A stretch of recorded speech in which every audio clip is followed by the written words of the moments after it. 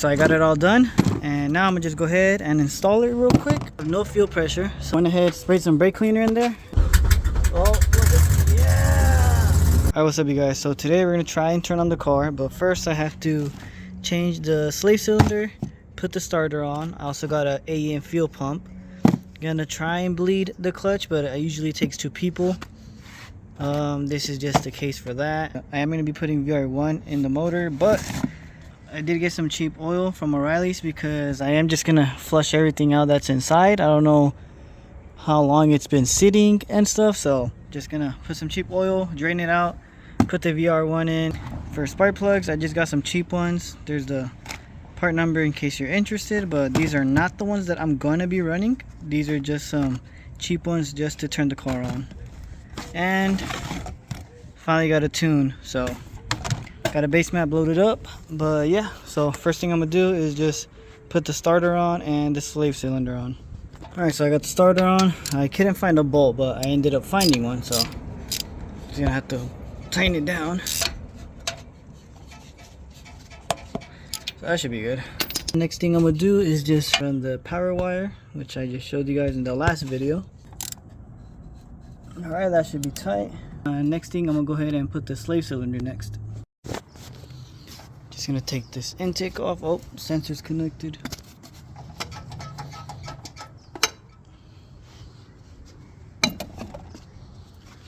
Alright, so like I said, I always put the bolts back because I hate losing bolts, especially when you don't have any extras.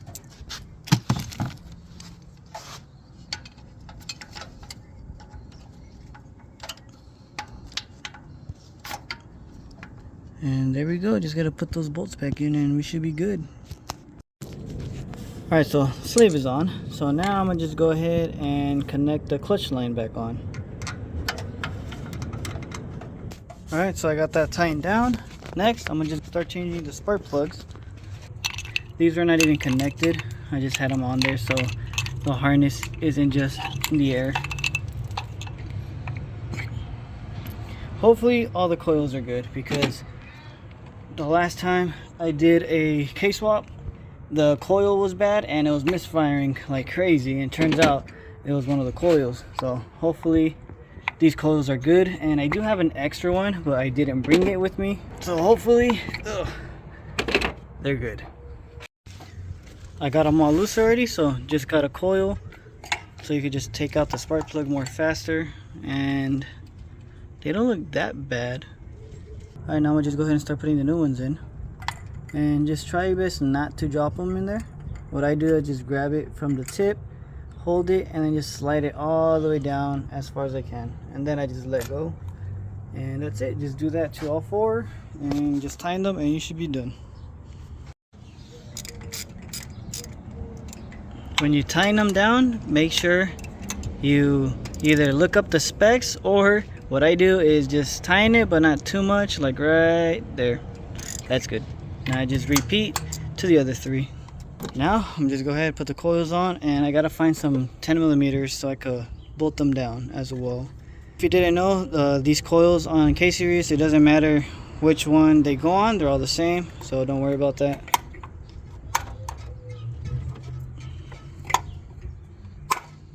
Oh, well, that just chipped. Good thing this is the bad valve cover, and the good one is inside the car.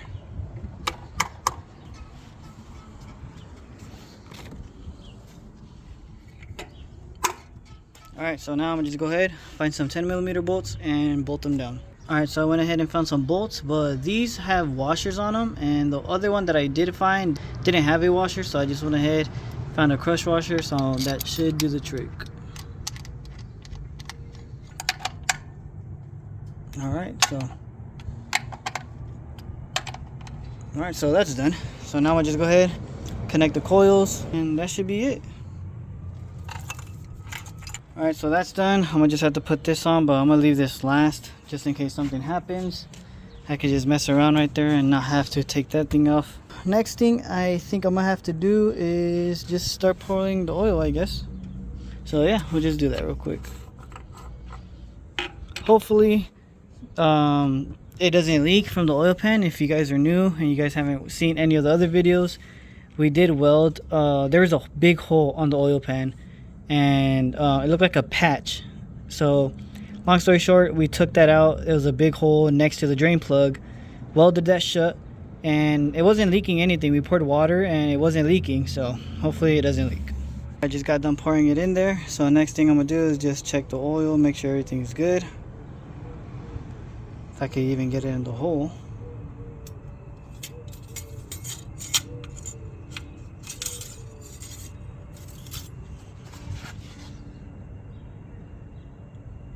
It's really hard to see on camera, but it's good. Also, if you guys are wondering how many quarts I put, I did put 5 quarts. I always put 5 quarts in all my project cars or my daily, which is a TSX. I always put 5 quarts. So yeah. So let's see what's next. Oh shit,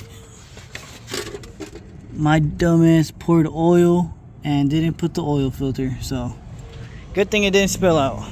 Probably should have been the first thing I should have done. Alright, so that's good. Alright, now I think I should start putting the fuel pump. But like always, I gotta take all this shit out. Alright, so now I just need to move all this, get the pump out. Well, there's no pump in there, but the housing. Alright, so I just made some room. So next, I'm gonna just go ahead and install this. Alright, so I got it all done. And now I'm gonna just go ahead and install it real quick. And we should be good. Alright, so fuel pump is done. Finished everything. I also went ahead and put 5 gallons of gas in the gas tank. And I already went ahead and put oil in the transmission. So that's done. Oil in the motor. I do need to put water in the radiator. And I'm gonna put water because I don't know if I'm gonna have any leaks. So I'm gonna put water. If I see any leaks, then I'll fix it. If not, then I'm gonna drain the water, put coolant in there. And then after that, I'm going to drain the oil on this. And that's about it. But only thing that is left to do is connect the ECU and the battery, and hopefully it turns on.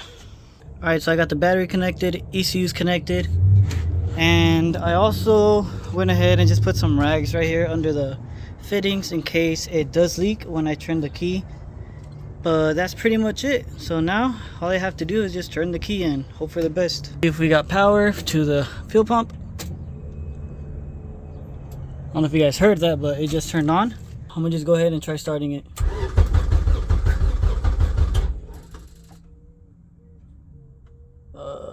Try it again.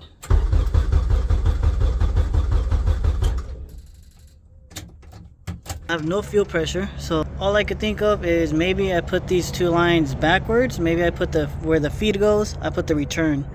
So that's the only thing I could think of.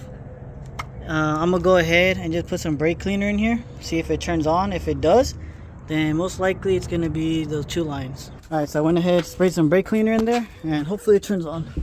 Gotta do it fast before it dries up. Oh, look at, yeah! Alright, it starts. So just need to go get some gas.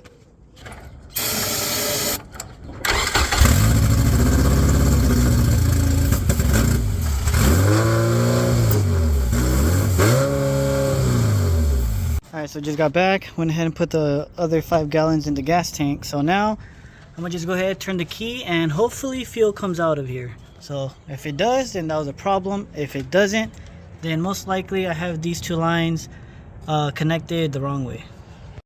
So let's find out.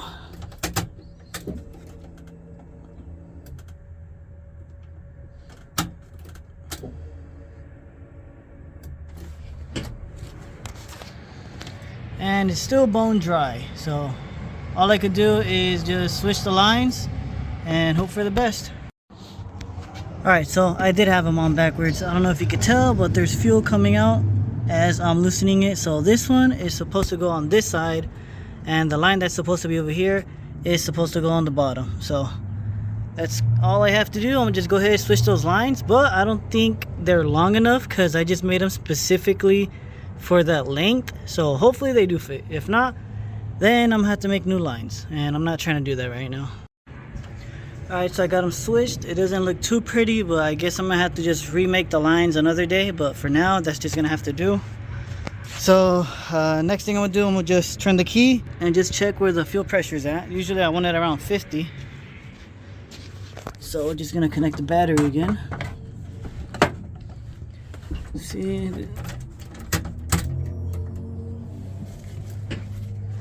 Alright, now we got fuel pressure.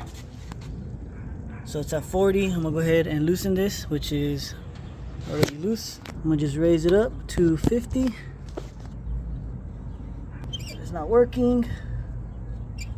Oh, it's just going lower. I'll just go ahead and turn it on, see what happens. Can't leave it on for a long time because there is no coolant or water in there.